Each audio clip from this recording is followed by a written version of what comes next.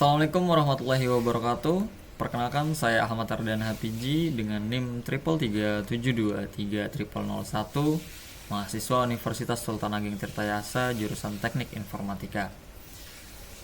Ya, pada kali ini saya telah membuat game yang saya namakan Super Capsule, yang terinspirasi dari game Super Mario Bros. Jadi game ini tuh hampir sama dengan game Super Mario Bros, yang dimana ketika saya atau ketika user atau ketika si pengguna aplikasi game ini memencet arah kanan, maka si karakter atau si player ini akan berjalan ke kanan, dan jika si user memencet tombol ke kiri, maka si karakter akan bergerak ke kiri. Lalu jika si user memencet tombol ke atas, maka si karakter akan melihat ke atas, dan jika user akan memencet tombol ke bawah, maka karakter akan melihat ke bawah. Ya, hampir sama dengan game Super Mario Bros. Di sini, di game Super Capsule ini, saya telah membuat obstacle rintangan yang harus dilewati oleh si karakter. Jadi di game ini pun ada fungsi melompat, itu dengan cara tap spasi, maka si karakter otomatis akan meloncat gitu. Nah, untuk melewati obstacle-nya, maka si user atau si pengguna game ini harus memencet space untuk loncat dan arah panah kanan untuk sambil berjalan ke kanan. Seperti itu. Ya, selanjutnya di sini saya telah membuat new project yang bernama testing untuk memberitahu bagaimana cara membuat game Super Capsule yang tadi saya demonstrasikan. Jadi ini adalah tampilan pertama pada saat teman-teman sudah membuat project baru untuk membuat game 2 dimensi. Terutama teman-teman yang pertama itu harus membuat si karakternya terlebih dahulu gitu kan. Di sini jangan lupa masuk 2 dimensi object, sprites, lalu kapsul. Nah, di sini teman-teman udah langsung dapet nih karakternya itu dengan bentuk kapsul. Di sini kita bisa ubah nama player atau karakter. Lalu di karakter ini kan nggak enak banget nih kalau nggak ada matanya. Kita bisa tambahin mata dengan cara klik kanan lalu 2 dimensi object dan tambahin square di sini. Lalu kita bisa ganti warnanya untuk agar terlihat gitu ya kan. Di sini malah send to back. Di sini kita move to view di depan agar tidak di belakang gitu. Sini kita bisa ubah-ubah teman ukurannya. Teman-teman maunya yang kayak gimana nih untuk gambar matanya atau desain si karakter ini. Teman-teman bisa edit sekreativitas dan sekeren mungkin ya. Lalu di sini setelah sudah jadi karakter utamanya, kita bisa pindahkan karakter utamanya atau bisa geser-geser juga sama teman-teman. Tapi itu gampang lah, bisa kapan aja. Nah, yang paling utama itu di dalam player atau karakter ini kita harus meng-add komponen ini, yaitu ada 2, box collider dan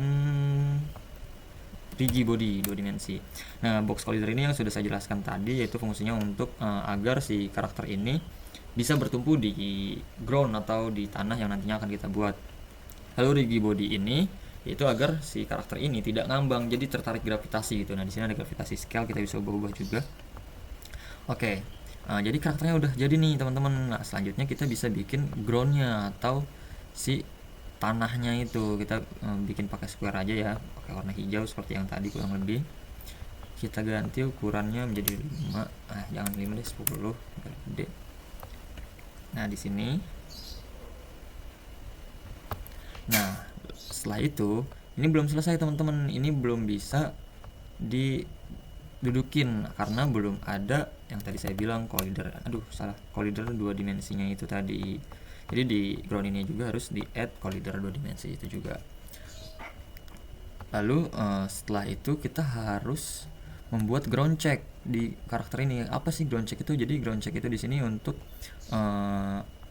bukan sensor ya, apa sih namanya, parameter untuk si karakter ini bisa tahu apakah si karakter kita ini sudah di ground atau belum gitu. Spreadnya dihilangin aja, kita taruh di sini gitu teman-teman.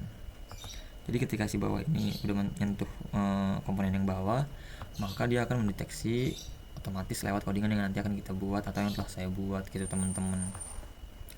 Nah, ini udah jadi nih karakter dan groundnya sudah jadi, tinggal masukin codingannya aja agar bisa si karakter ini bisa kita gerakin ke kanan ke kiri lalu melompat seperti itu teman-teman. Nah, untuk codingannya sendiri akan saya jelaskan Nah, yang paling atas ini kan ada using Unity Engine. Nah, di ini tuh maksudnya sebagai library dari standar Unity yang dibutuhkan agar scriptnya bisa mengakses komponen dan fungsi seperti rigid body, input, dan lain-lainnya gitu. Lalu di bawah ada public class player controller mono behavior. Di sini tuh kita membuat class bernama player control. Lalu mono behavior ini adalah base class Unity yang akan menjalankan script semua komponen gitu. Lalu di bawahnya ini ada public float move speed, ada public float jump force. Nah, di sini tuh fungsinya udah jelas. Ini terutama kecepatan jalannya atau si karakter ini yaitu 5 float, dan jump force-nya tuh ya 7 float gitu. Jadi biar bisa loncat gitu teman-teman. Lalu fungsi selanjutnya ada private rigid body. Di sini tuh fungsinya menyimpan komponen rigid body 2 dimensi ini dari player agar bisa mengatur gerakan gitu teman-teman. Lalu di sini ada public float, ada public layer, public transform, ground check, ada private full ini.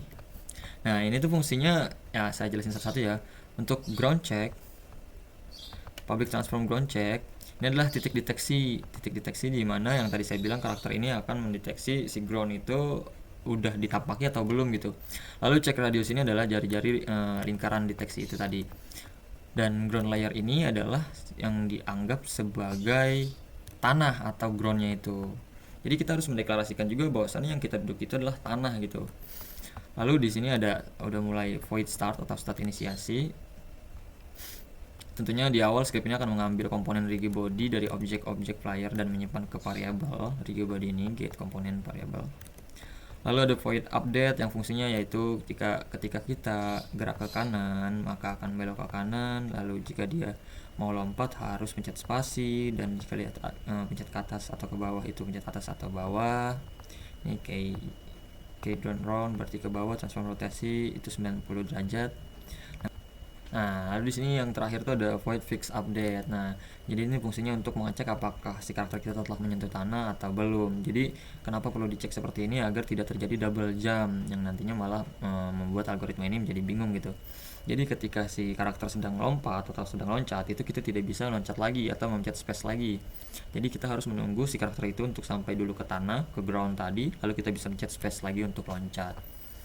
Mungkin itu penjelasan dan demonstrasi dari game yang telah saya buat, yang nantinya atau hasilnya itu akan menjadi game yang tadi saya telah demonstrasikan, yaitu game ini yang saya beri nama itu Super Capsule.